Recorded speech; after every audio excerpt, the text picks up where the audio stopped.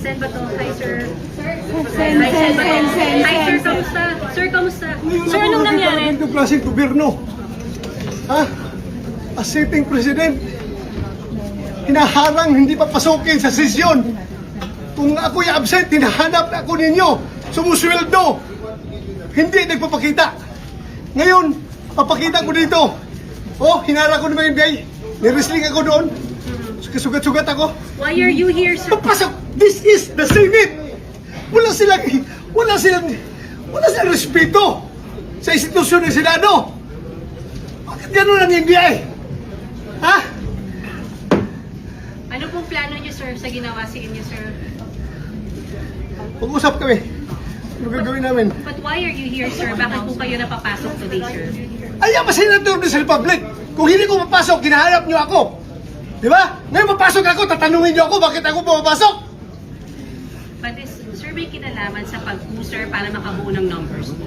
Lahat yan, trabaho ng senador. It's okay. Ano muna? Kalma muna. This is the worst government. Whew.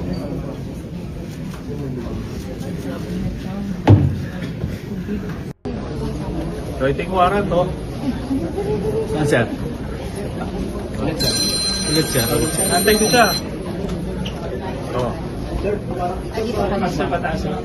Nandito ako. I showed up. Tinamon niya ako, nasamahan ko yung mag-arresto sa kanya.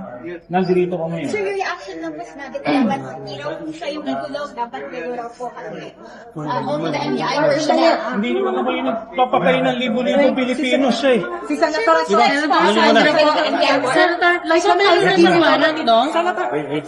bakit kayo nandito kasama yung NBI? Sige, sir. Bakit kayo nandito? Sir, stop lang Nandito saglit. ako dahil sinabi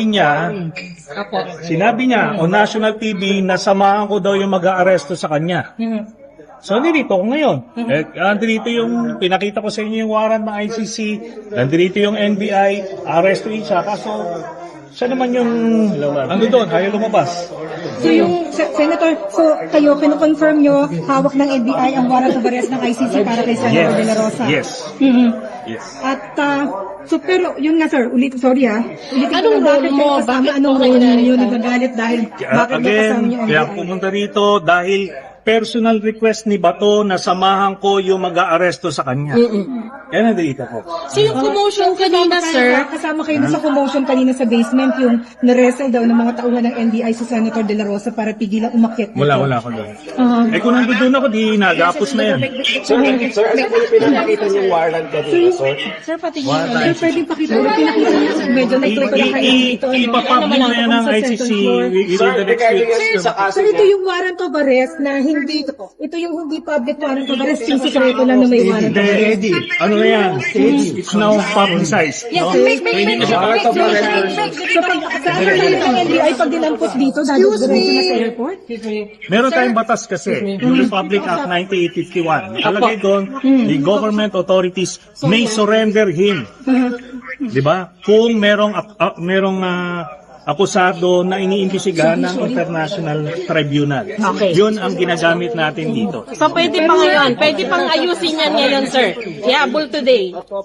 Sir, pahabol Anong sir, why are you here? Hindi na natin papalabasin yan si Bato. Pero sir, why are you here? Why are you here? Kayo din Why kami are hindi you here, sir? palalabas kasi Andito ako dahil nag-request si Bato publicly, National TV, nasamahan ko yung mag-aaresto. Nandito ako ngayon.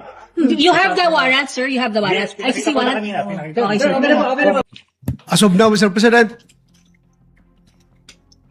Antonio Trillanes and some NBI operatives are still at the library, Mr. President. May I move that the Sergeant at Arms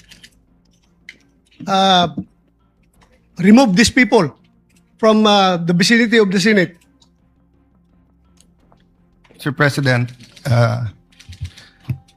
dear colleagues, Senator Trillanes, as a former member of the Senate, is welcome in the Senate and will of course be given due courtesy unless he has He is part of the harassment, unless Mr. he is President. part of the harassment. So Kasama niya. You gave me that Siya answer. ang nagkuha sa Yes. NBI na harangin ako dito.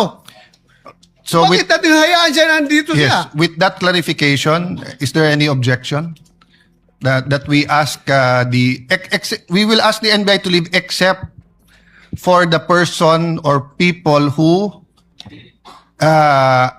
assaulted you, because in my view, our legal should bring them for inquest because they were caught flagrante delicto assaulting a senator in our premises. Yung nag-assault sa'yo, hindi dapat pakawalan. Dapat dalin sa for inquest. No? Yung kung walang kilalaman na nandito at wala silang official business dito, may motion ang Senator Bato na paalisin sila sa Senate. Is there any objection? Mr. President. Yes, Mr. President, that Senator is, Soto first. I have no objection to the motion of Senator De La Rosa. As a matter of fact, I will probably support this motion, but parliamentary rules dictate that we settle first the Yes, previous yes, motion. yes, There is a yes. pending motion eh. Kaya hindi Yes. pwedeng patungan ng lesser Yes. motion. Thank No? you for that let's reminder. resolve first the motion of Senator Jinggoy Estrada unless he wants to withdraw the motion. Yes. With Senator Pia Cayetano, is it on the same topic or a different topic? It's a continuation of the removal of the person. So I can wait until Yes, this let's motion act is first resolved. on that. Senator Estrada, may I ask if you can withdraw because I think mas urgent na umalis na muna yung mga NBI. Then we can have a short huddle with the Sergeant at Arms whether we will ask him to report here officially. Mr. President, Yes. if I may, Yes. sana bago sila paalisin, i-identify muna natin yung mga Exactly. nagharang sa akin at i-inquest natin. Y- Yes. Papailan natin ng kaso. Bago sila paalisin dito lahat. Dahil para tayong king queen dito. Yes. Inassault na tayo dito sa ating opisina. Tapos walang mangyari. Paalisin lang natin. No, We some- have to arrest them. Yeah, let me clarify, Senator Bato. That's my point a while ago. Papaalisin yung mga walang kilalaman sa pag-assault sa'yo. And Correct. that is not limited to those who threw punches or wrestled you. Meaning, if they are in conspiracy together in trying to prevent you from attending the I session, am sure Trillanes is involved, Mr. President. then Andyan siya eh. then Kasama sila. my suggestion is to consult with the legal and to bring them for inquest. No, but before that, I will follow the suggestion of Senator Soto. Can we first dispose or withdraw muna? Mr. President, I withdraw my previous motion. So since the motion is withdrawn, Senator Pia. Yes. I think this is what the Senate President had in mind in any case. Let me just put on record, I think Senator Bato will also welcome this. Before removing anyone who is not involved, we have to determine who is involved and who is not involved. Obviously, I think that's quite obvious. But to be clear with the instructions of the Senate President, everybody here should be dealt with because they are here for a reason. We need to hear from them. They should give their testimony kung bakit sila nandito, sino ang nagpapunta sa kanila dito, ano ang instructions sa kanila, kahit tumayo lang sila dito, we want to know, why are they here? So, just to be clear, I'm pretty sure that is what the Senate President meant, but perhaps we can instruct our legal team very carefully bago paalisin. Pati yung identification nila, yung official identification nila, baka may mag-missing in action dyan. We just want to be clear that everyone who even witnessed, even if they were just a witness, we would want to have access to them, Mr. President. Thank you. Let me clarify. No? If the committees themselves can hold in direct or indirect contempt unruly guests, may they be witnesses, may they be our employees or whatsoever, basta't non-members ng Senate, lalo na pwedeng mag-direct or indirect contempt dito sa Senado. But we are dealing with two separate things, whether what they did was contemptuous, and then secondly, whether there was a criminal offense committed within our premises in front of our faces that gives us the right for an arrest and ask the DOJ for an inquest. That is why I think the Sergeant at Arms took our instructions a while ago not only to view the video but to conduct an immediate investigation. Maybe we can have a 2-minute suspension and consult with the Sergeant of Arms kung nasaan na yung investigation nila. Before we ask... Mr. President, Yes. if I may, Yes. sana bago sila paalisin, i-identify muna natin yung mga Exactly. nagharang sa akin at i-inquest natin. Y- Yes. Kapailan natin ng kaso. Bago sila paalisin dito lahat. Dahil para tayong king queen dito. Yes. Inassault na tayo dito sa ating opisina. Tapos walang mangyayari. Paalisin lang natin. No, We so- have to arrest them. Yeah, let me clarify, Senator Bato. That's my point a while ago. Papaalisin yung mga walang kilalaman sa pag-assault sa iyo. And Correct. that is not limited to those who threw punches or wrestled you.